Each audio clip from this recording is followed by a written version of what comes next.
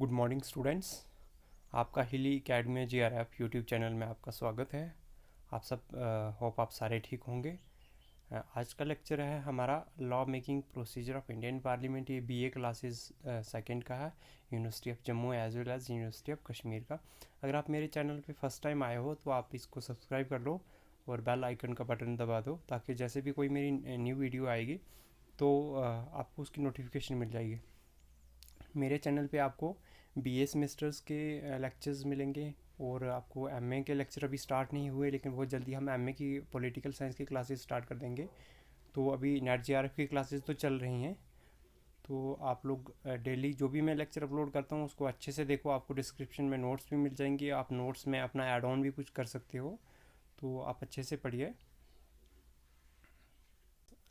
आज के लेक्चर में हम लोग कवर करेंगे law making procedure of Indian parliament. तो इससे पहले वाले लेक्चर में हमने इंडियन पार्लियामेंट के बारे में पढ़ा था, जिसमें हमने लोकसभा के बारे में भी पढ़ा था और राज्यसभा के बारे में भी पढ़ा था।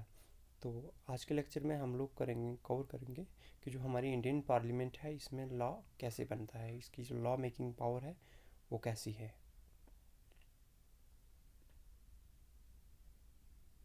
Law making procedure of parliament. Every bill में बी क्लासिफाइड अंडर 4 हेड्स। जो भी बिल जो हाउस में पुटअप करते हैं उस बिल को हम 4 टाइप्स में पहले डिवाइड कर लेते हैं, उसकी नेचर जानते हैं कि वो कौन सी टाइप का है, जिसमें आता है ordinary bill, money bill, financial bill and constitutional amendment bill. जो ऑर्डिनरी बिल मतलब सिंपल बिल, उसके बाद मनी बिल आता है। मनी बिल मतलब पैसे वाला बिल, और मनी बिल की स्पेशल एक आर्टिकल है जो मनी बिल वो होता है जो आर्टिकल नंबर 110 के अंडर आता है। याद रखना मनी बिल का कौन सा आर्टिकल है, 110। जो 110 के अंडर जो भी बिल आता है वो हो गया मनी बिल। फिर आता है फाइनेंशियल बिल। फाइनेंशियल बिल क्या है, ये 110 को तो ये क्लेरिफाई करता है, यानी मनी बिल तो ये भी है, लेकिन इसमें और भी बहुत सारी एक्स्ट्रा चीज़ें आती हैं, तो उसको हम फाइनेंशियल बिल बोलेंगे। And constitutional amendment bill. Constitutional amendment bill तो आपको पता ही है कि जो हमारा कॉन्स्टिट्यूशन बना है उसमें हम अगर कहीं सुधार करते हैं, कोई सुधार करने के लिए बिल पेश करते हैं, तो वो हो गया कॉन्स्टिट्यूशनल अमेंडमेंट बिल।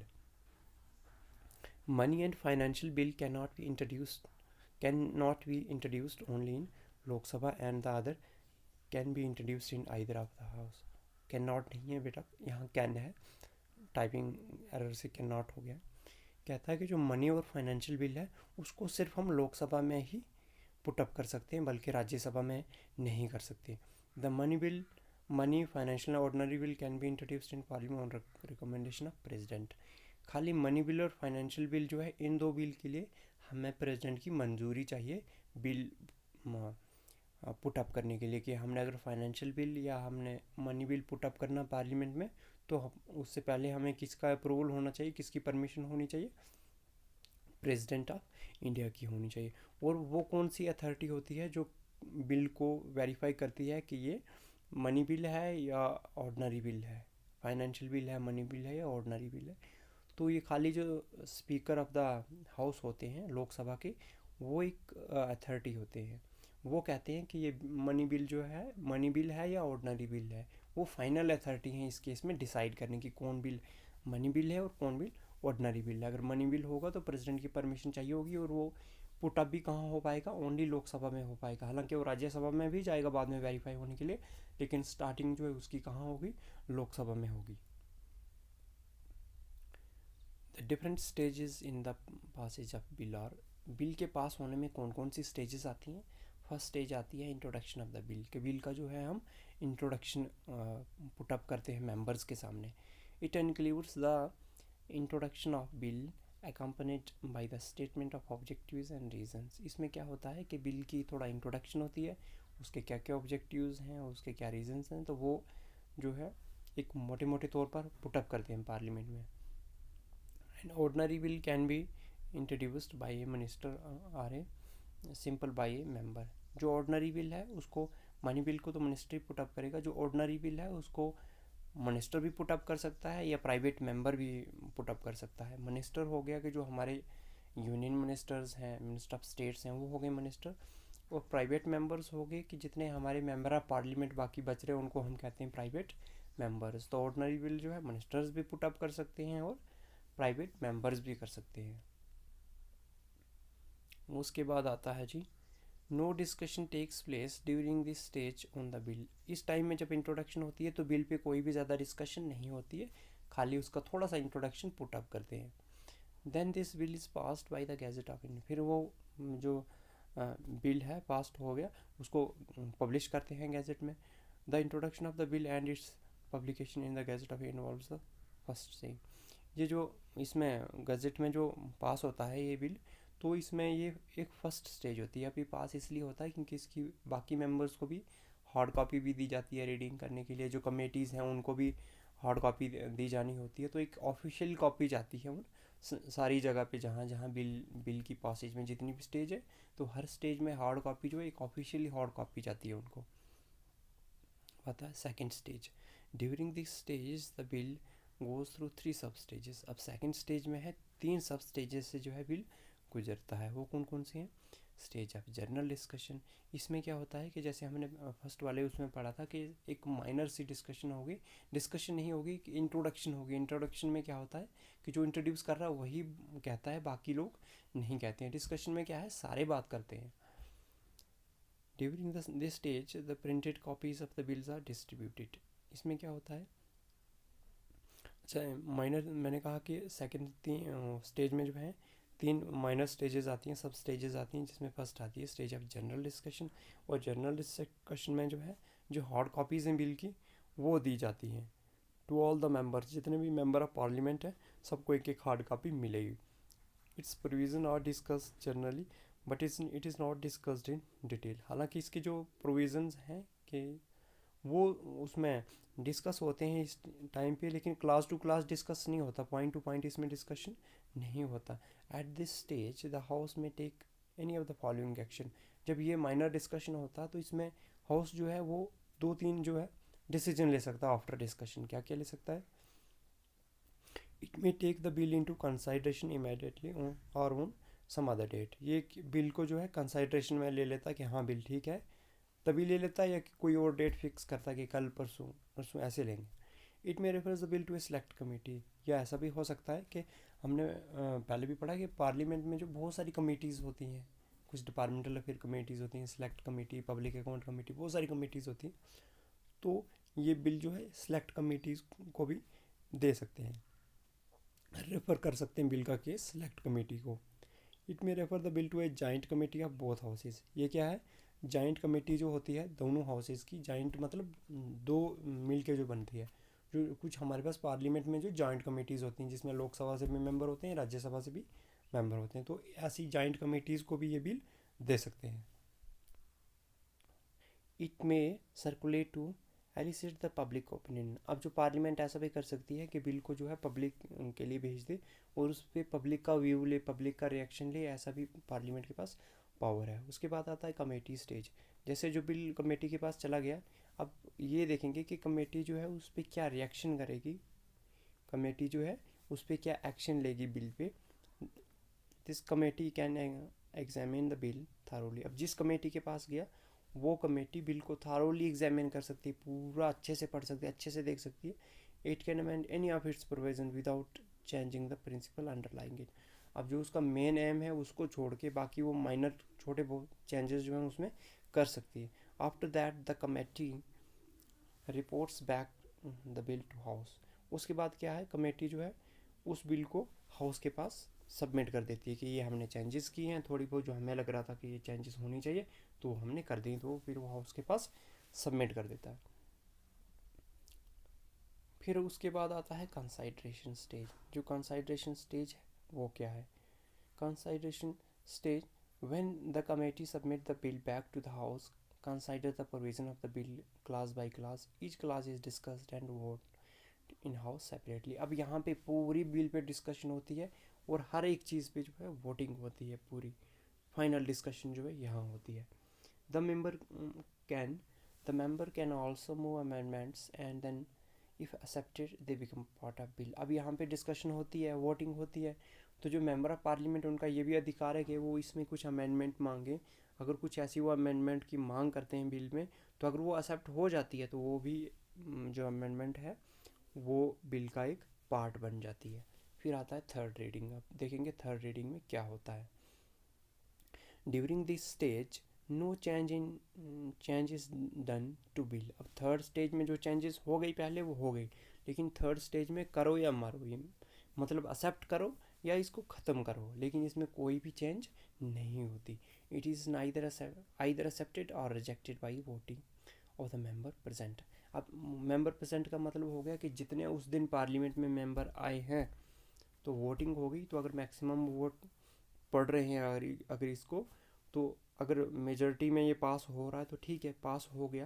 लेकिन यहाँ पे एक चीज़ कहूँगा कि जब हमने आर्टिकल 368 कहा था, हमने ये भी कहा था कि इंडिया में जो बिल पास होते हैं तो जो लॉ मेकिंग पावर है 368 में जो बिल पास होते हैं वो कैसे होते हैं, 368 के बाहर जो होते हैं वो कैसे होते हैं। तो जिस भी इशू पे वो बिल बन रहा है, अगर ऑर्डिनरी बिल है तो जिस भी इशू पे बिल बन रहा है तो उसी हिसाब से वो पास होगा। अगर वो फेडरल फीचर्स इंडिया के उसको कुछ अफेक्ट कर रहा है तो वो स्पेशल मेजॉरिटी से पास होगा, और स्टेट्स भी जो है तो उनको भी भेजना पड़ेगा, उनकी भी हाफ असेंबली से पास होना पड़ेगा। तो जो भी प्रोसीजर है उस प्रोसीजर से बिल जो है पास हो जाएगा। If the bill is accepted by the majority of the member present in the house, the bill is regarded as passed by the house। तो ये माना जाएगा कि बिल जो है हाउस से पास हो गया। After it, the bill receives the authentication of the presiding officer and is sent to the other house for consideration and approval. ये तो एक हाउस में जिसमें हमने पहले बिल सबमिट किया था उससे तो फाइनल हो गया, क्योंकि जो उसके हाउस की जो चेयर है प्रिसाइडिंग ऑफिसर जो है वो साइन करते हैं, मतलब अपने हाउस का अप्रूवल देते हैं कि हमारे हाउस में ये बिल पास हो गया। अब बारी आती है दूसरे हाउस की, सेकंड हाउस जो है passing of bill in second house. अब हम ये देखेंगे कि जो सेकंड हाउस में बिल कैसे पास होगा।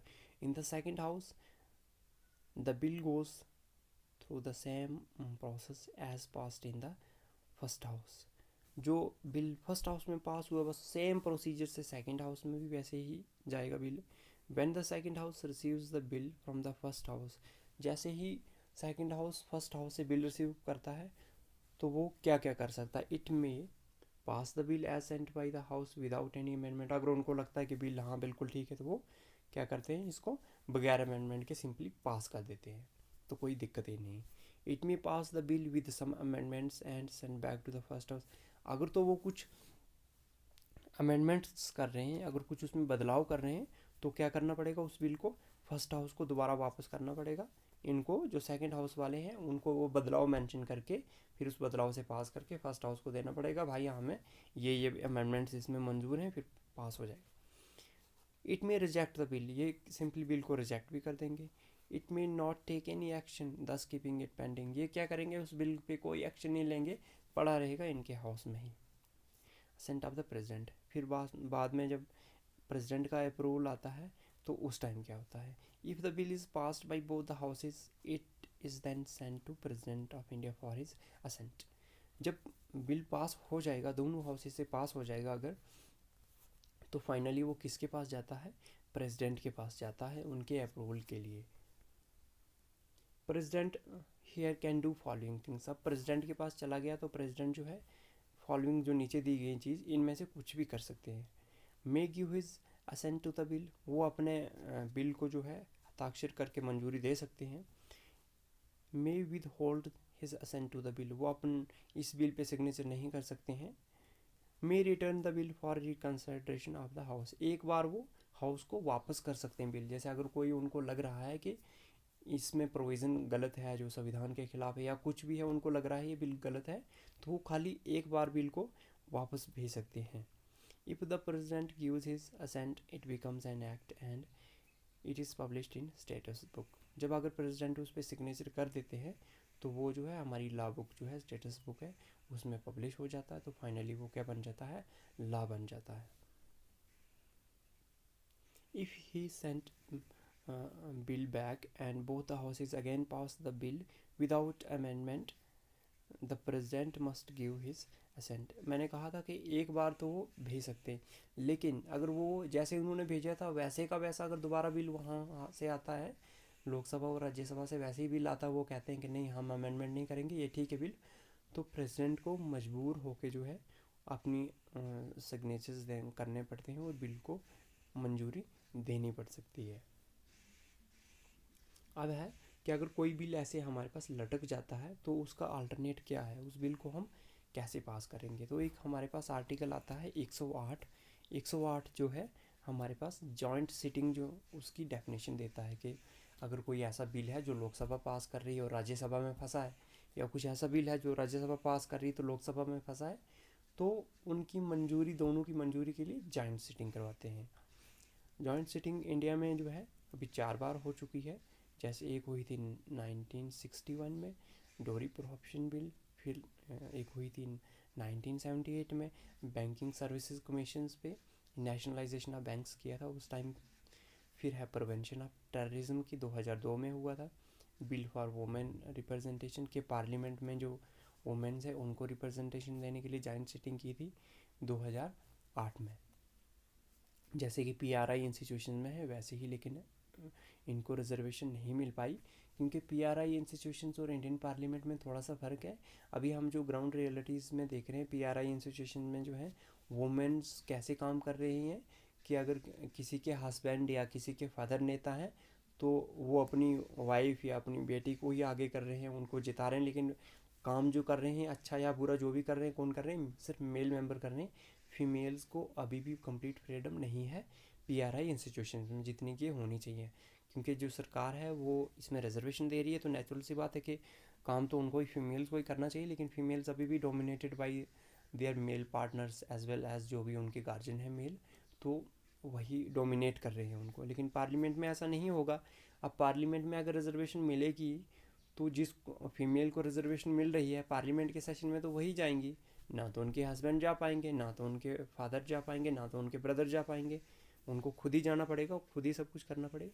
तो इसलिए जो है मेल मेंबर्स जो हैं, चाहे हम फीमेल्स मेंबर भी कहें पार्लियामेंट की, तो उनकी सपोर्ट ना होने की वजह से अभी भी वुमेन रिजर्वेशन जो है पार्लियामेंट में नहीं मिली। लेकिन ऐसा भी नहीं है कि हर किसी पे हम जॉइंट सिटिंग करवा दें। अब जॉइंट सिटिंग अगर हम करवाते हैं तो उसका लॉस किसको होता है? अगर हम जॉइंट सिटिंग करवाते हैं तो उसका लॉस जो है राज्यसभा को होगा। क्यों होगा? क्योंकि जॉइंट सिटिंग में भी बिल कैसे पास होगा? मेजॉरिटी से होगा, कितने जितने मेंबर प्रेजेंट हैं उसकी उससे होगा, मेजॉरिटी से होगा। तो नेचुरल सी बात है कि मेजॉरिटी किसकी है? मेजॉरिटी तो लोकसभा की है, तो फिर तो राज्यसभा का कोई महत्व तो रहा ही नहीं, कोई इम्पोर्टेंस नहीं रही। जैसे मैं एग्जांपल दूंगा, हमारे फर्स्ट सेम में जो है ज़्यादा बच्चे हैं, थर्ड सेम में या सेकंड सेम को ले लें कम है। तो अगर सेकंड सेम और फर्स्ट सेम को इकट्ठा करके हम कुछ डिसीजन लें वोटिंग करवा के, तो बेनिफिट किसको होगा? नेचुरल सी बात है फर्स्ट सेम को होगा, क्योंकि फर्स्ट सेम की जो है सेकंड सेम से डबल ट्रिपलमेंट स्ट्रेंथ है, तो फर्स्ट सेम को ही होगा। तो सेकंड सेम को तो नुकसान है बिल्कुल। तो वैसे ही जॉइंट सीटिंग में लोकसभा को बेनिफिट है और राज्यसभा को नुकसान है। तो कुछ ऐसे केसेस हैं जिनमें जो है हम जॉइंट सीटिंग नहीं करवाते हैं। वो कौन कौन से केसेस हैं? वो है अगर हमारे पास जो है कॉन्स्टिट्यूशनल अमेंडमेंट बिल है तो उस पर हम जो है कोई भी जॉइंट सीटिंग नहीं करवा सकते। हमारे पास कोई अगर मनी बिल है तो मनी बिल पे भी हम कोई जॉइंट सीटिंग नहीं करवा सकते। मनी बिल पे जॉइंट सीटिंग इसलिए नहीं करवा सकते क्योंकि मनी बिल में राज्यसभा को कोई पावर है ही नहीं, सिर्फ लोकसभा के पास ही पावर है। तो राज्यसभा के पास इतनी पावर नहीं है ताकि वो मनी बिल को रोक सके या पास होने से, तो उनके पास ऐसी कोई भी पावर नहीं है। हाँ, पावर जो मनी बिल है वो राज्यसभा में भी जाएगा फॉर्मेलिटी के लिए, लेकिन वो उसको रोक नहीं पाएंगे, तो लोकसभा जो है पास करवा ही लेगी उसको। तो इसमें मनी बिल के केसेस में भी जॉइंट सिटिंग का कोई प्रोविज़न नहीं है। और कॉन्स्टिट्यूशनल अमेंडमेंट बिल जो है सबसे इम्पॉर्टेंट ये है कि आपने ये याद रखना है कि जो कॉन्स्टिट्यूशनल अमेंडमेंट बिल है उसमें जॉइंट सिटिंग नहीं होगी। तो ये जो हमने ऊपर केसेस पढ़े ये कोई अमेंडमेंट नहीं थी, नए लॉ बनने थे, तो उसकी वजह से इनमें जो था हमें जो ये जॉइंट सिटिंग का प्रोविज़न था। और एक चीज़ वो आपको याद रखनी होगी, जब भी जॉइंट सिटिंग होती है तो जॉइंट सिटिंग को कौन प्रिसाइड करता है, कौन चेयर करता है? स्पीकर ऑफ द लोकसभा करेंगे। अगर स्पीकर नहीं है तो डिप्टी स्पीकर करेंगे। अगर डिप्टी स्पीकर भी नहीं है तो कोई उनमें से ही इलेक्टेड पर्सन जो है, जो उस पर्पज़ के लिए वो इलेक्ट करेगी लोकसभा, वो करेंगे। जो राज्यसभा के चेयरमैन हैं जिनको हम वाइस प्रेसिडेंट ऑफ इंडिया कहते हैं, उनमें बिल्कुल भी ऐसी पावर नहीं है कि वो चेयर करेंगे। प्रिसाइड करेंगे जॉइंट सिटिंग को। हाँ, जो डिप्टी चेयरमैन होंगे, क्योंकि वो इलेक्टेड पर्सन है, मेंबर ऑफ पार्लियामेंट है, तो वो चेयर करेंगे। तो हम ये कह सकते हैं कि वो वाइस प्रेसिडेंट जो है, जो प्रेसिडेंट इसके चेयरमैन है राज्यसभा के, वो प्रिसाइड नहीं करते हैं जॉइंट सिटिंग को। जॉइंट सिटिंग को या तो स्पीकर करेंगे, नहीं है तो डिप्टी स्पीकर करेंगे, नहीं है तो डिप्टी चेयरमैन ऑफ राज्यसभा करेंगे। अगर वो भी नहीं है तो कोई पार्लियामेंट से ही किसी को इलेक्ट करके चेयर करवा लेंगे। तो ये हो गया हमारा आज का टॉपिक कि जो इंडियन पार्लियामेंट का लॉ मेकिंग प्रोसीजर है वो कैसा है। और एक चीज़ और आपको याद रखनी पड़ेगी कि जो हमने जॉइंट सिटिंग पढ़ी, ये वाली 2008 की बात नहीं कर रहा हूँ। तो देश के अटल बिहारी वाजपेयी जी एकमात्र ऐसे इकलौते पर्सन हैं जिन्होंने तीनों सीटिंग अटेंड की थी, 1961 वाली भी, 78 वाली भी और 2002 वाली भी। तो 2008 वाली के टाइम वो पार्लियामेंट में नहीं थे, तो वो उन्होंने अटेंड नहीं की, लेकिन 61 वाली, 78 वाली और 2002 वाली उन्होंने अटेंड की थी। तो आप अच्छे से पीपीटी को वॉच कीजिएगा। अगर आपको कोई भी कंफ्यूजन होगी तो आप कमेंट सेक्शन में कमेंट लिख सकते हो, तो मैं कमेंट रिप्लाई करने का पूरी कोशिश करूँगा। आप अच्छे से अपना ध्यान रखिए। कोविड सिचुएशन में घर बैठ के पढ़िए और अपना अच्छे से ध्यान रखिए।